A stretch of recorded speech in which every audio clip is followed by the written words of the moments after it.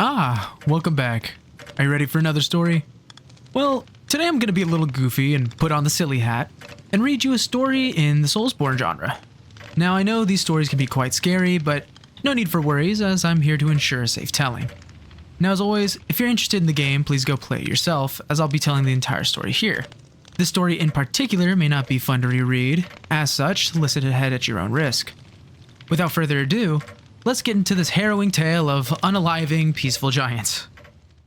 The game doesn't give you much upon first starting. You get a tutorial that shows you how to shoot, roll, and run, then it's straight into the game after learning the basics. In the starting area, there are 4 bosses that you have to beat in order to access the rest of the game in a more open world location. One thing to note is that every boss has 1 HP, which may seem very easy, but all these bosses have gimmicks that you have to deal with in order to win, with the exception of one we'll talk about later. These 4 initial bosses have generally easy puzzle mechanics and are more so used as a tutorial without explicitly being one. The 4 bosses in this initial area are the Sludge Heart, Brain Freeze, which is very creative, iCube, and also very creative, and Goliath, who is the guardian of the first gate. As all of these are pretty simple, I'm gonna give you guys a quick rundown. The Sludge Heart splits every time it's shot until only the heart's left. Boom, shoot the heart, boss down, onto the next. Brain Freeze is just slightly harder, with the player having to make sure the fire is on by getting the boss to sit onto a pressure plate. Once the fire's lit though, just shoot through the fire and kill the brain once it's melted. Now, I know this might be a shocker, but the iCube has to be shot in its eye. They took my fucking eye. So just avoid the constant movements that'll crush you and the firing my laser head ass, and you're gonna be all good. The final boss of the first area,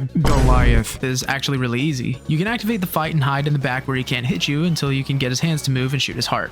One thing of note here though is that Goliath is missing all of the parts required to make the other bosses, as he doesn't have a heart, he's missing an eye, and obviously his brain is missing too. Once all the bosses are done, we head to our first gate and unlock it to get access to the open world area, where essentially we spend the rest of our time with the game. Now, once out here, you're free to go through with bosses in any order, and all of these are behind a locked second gate, so we're just gonna go over these in the order that we found and kill them. So having said that, the first area we went to was a nice area. We melted the entrance to a cave and ended up finding Onyxia. Now, the gist of this fight is to avoid electricity every 3 dives and shoot the tail. After destroying that Pikachu wannabe's tail, we fought the Yeti. Now, this fight, I didn't even really get to experience it, as the Yeti ended up rushing me and I accidentally ended up insta-killing him by shooting him through the booty with a panic shot. Essentially, the strat for this is just wait until he slams down and shoot the booty. After the Yeti was done, all that was left in the area was Stratus, the child of mountain and sky. Pretty cool name, am I right? Now, Stratus has kind of 2 phases, but he's pretty easy.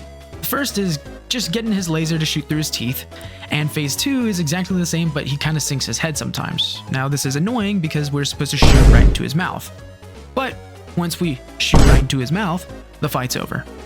After the frost area, we wanted to change the scenery, so we went for a little vacay in nature. In the forest area, there are 2 bosses with a tiny puzzle before them. Now, the first room in the forest is the start of the puzzle, as you have to walk in specific directions to find the bosses. For the first boss we found, Obello, we walked left, then up, and up again. Now, Obello's a weird kind of mushroom guy, as you could probably guess. We just need to shoot him in his eye thing. Now, he sometimes gives you some fun gas, and you just need to avoid the poison, and that's about it. For the second boss, you know what I'm trying to say. That thing. Well, we ended up traveling right, left, and up. Now, this boss is harder in my opinion, but that's just because you need to avoid a poison cloud, plus you have to constantly move because of its spiky tendrils running around the arena. You have to shoot its eye once, and then pull your arrow back and shoot its heart core thingy, and boom, area done. As another note though, Vinthesis has a black variant that you can fight in hard mode, which has some harder attacks and such. But we didn't end up playing through hard mode, so you're gonna have to look at this one by yourself. The next area we found was the graveyard, where there were once again 2 bosses. The first boss we fought here was Gol Hevel, which is a face that floats. He rotates around the arena and shoots projectiles. All we really had to end up doing was shoot him in the back of the head to win. We just set an arrow behind one of the spots we knew he'd go to and recalled it because we are cool and awesome. The second graveyard boss is the Elder, which is kind of hidden away with a secret path. Now, this is the only boss that you don't have to fight, and upon entering, he'll give you a speech that differs depending on difficulty or if you kill the later boss first.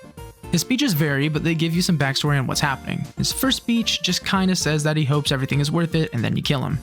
With difficulty changes in a new mode we unlock later turned on, he says that he was the first soul and from him came us. We're in a cycle and one day we'll end up just like him. The other speech tells us that some other titans were like us, but didn't end up having our awesome urge to go kill everyone else and ascend to godhood. Once his speech is done, we shoot him in the head with no remorse and continue our silly little journey. The next area is just kind of an outside city. We entered a building and activated a secret switch to find Avarice, a mimic-like boss. Now he's pretty scary because he teleports and crushes you, but all we had to do was wait until he tried to devour us and give him something better to chew on. Now, I have to confess something. I've lied to you all. Well, not lied, but I haven't exactly told you all the truth. You see, all the footage until now that you've watched was actually our second playthrough. Now, I know, you must be wondering why that is, and well, to be honest, we lost all of our footage and about 3/4 of our first playthrough. But I promise, from here on out, all the footage will be 100% authentically our first playthrough, where we died 1,000 times to one stupid rock ball.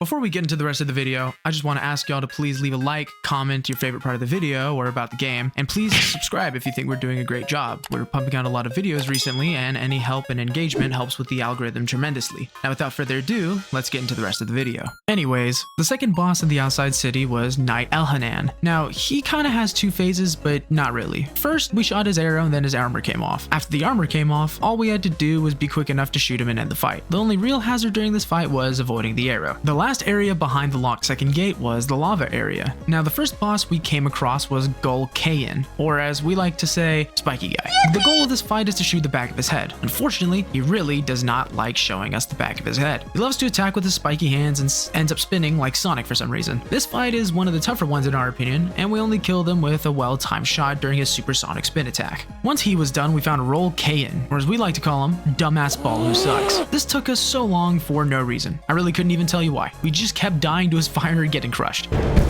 Really not working with me. Really.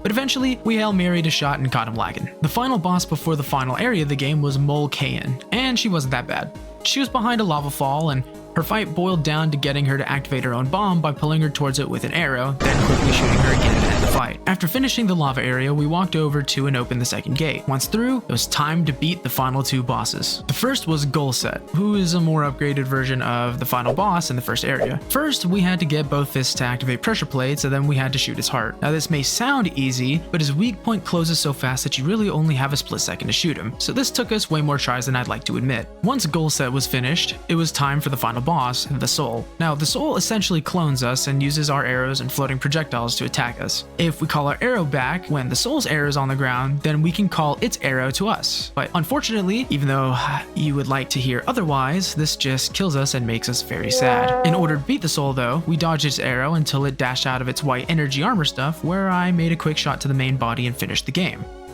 Right? So I kinda lied again. But to be fair, I was lied to by the game, so it's only fair you guys have to deal with it too. After the credits roll, there was a third gate. I opened it thinking, oh, it's reset time. Unfortunately, it was not in fact reset time. It was actually a secret final boss against the final enemy of the game, Truth. Truth has 3 phases, and I hate all of them because if you end up dying on any one of them, you have to restart the entire fight. Now the first phase has wheels trying to crush me and a split-second shot to the first wheel necessary in order to get to the second phase. In the second phase though, Truth decides he's going to act like Naruto and start spamming clone things that ruin my day. Yeah, I could shoot one to kill it, but do I really have time when I'm fighting for my life? The goal in the second phase was to shoot a pink eye that flies in eventually. Luckily, we figured out that the pink eye came from the same place every time, so this phase got a lot easier later on. The final phase though, as we like to call it, Spider Eye, was not cool. This thing looked like a daddy long legs from Pikmin, and I did not appreciate that. The final goal for this phase is to avoid the shadow clones and shoot the eye during its laser beam attack. This boss was so much harder than anything else in the game, but eventually I took it out with a solid final arrow to finish the game for good. So to start off the pros, the game is very simple and it has some really good designs. Every fight feels like a puzzle even though things are pretty straightforward, which I think we all enjoyed. Some fights had us thinking more heavily and some fights depended more on strict timing of our arrow shots, but every fight felt pretty different from the last to a good degree. I also liked the atmosphere and style quite a bit. Now for some games less is more, and I believe the developers hit the design of the game out of the park. On top of a good atmosphere, the soundtrack of the game stood out as well. Each boss had a track that either fit its area or the design of the boss itself, or just straight up smacked For completionists, this game will be pretty fun as well. There are some really hard achievements to get in order to complete this game, such as completing it in under 20 minutes and completing every difficulty. Now to unfortunately get into the cons. The only actually hard fights were the last two. Truth and the Soul had some harder timings to kill them than any of the other bosses, alongside stage hazards like the Shadow Clones and the Soul's arrow/projectiles. Outside of difficult content only being in 2 fights, this game is really short. It took us about 2 hours with breaks in the middle to finish the game. Now, you really could just end up finishing this game in an hour your first playthrough if you wanted to. Most of this game boils down to find weak point, how do I hit weak point, okay I got the weak point, on to the next. There are only 19 titans, with one of them not even being a fight but relaying story info. The game just really doesn't have a lot of replay value. As soon as you figure out how to kill a boss, that's it. There are a couple difficulties that unlock after beating the game. One has Truth Applied, which decodes names of titans and such, and one disables rolling, and one's an Iron Man with only 1 life through an entire playthrough. While challenge runs are cool, they just make the game harder with slight tweaks, not really adding much content outside of difficulty. In total, the game is pretty cool for first playthrough with nothing much to offer after. Now, we give the game a 7.3. If the game had some more post-game content, then the score might be a little higher, but for a game that's $15 normally, there just isn't that much content. Wait for a sale and buy this when the price is a little lower and you'll be a happy camper. And so, that ends the tale of Titan Souls, and my time with the Silly Hat. Did you enjoy it? I sure hope you did. If you enjoyed such a peaceful recounting of another tale, please do leave a like and subscribe. Until next time, have a peaceful journey.